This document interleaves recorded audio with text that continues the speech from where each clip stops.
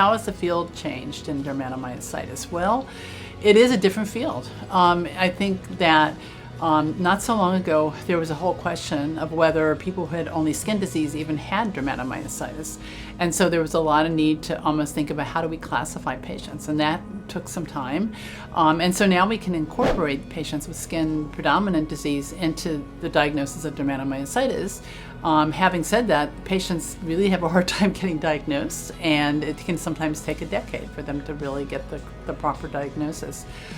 So the field has evolved where I think there's a better understanding of how to classify the disease. There's some better understanding about what maybe causes the disease.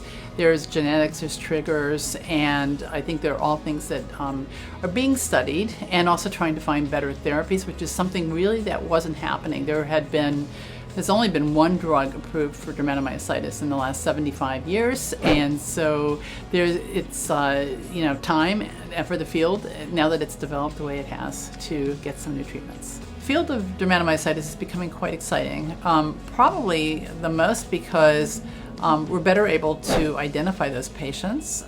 We see a whole range of ways that people present, but we have pretty good confidence when people are diagnosed with the disease. And we are getting to a point where we are going to be able to treat people much better. We did finally get an approval for dermatomyositis when IVIG was approved a couple of years ago, and that drug does work for patients with muscle disease, but also skin disease and probably lung disease. So it is something that is available, but it's also something that we don't necessarily have to use in every single patient. And then now there's a lot of experimental treatments coming along that will address some of the driving forces of the disease, and some of that will be blocking certain interferons, in particular interferon beta, that seems to be a big driver of the disease. And there has been a recent phase 2 study that looked very encouraging from the standpoint of blocking interferon beta and seeing improved muscle and skin disease.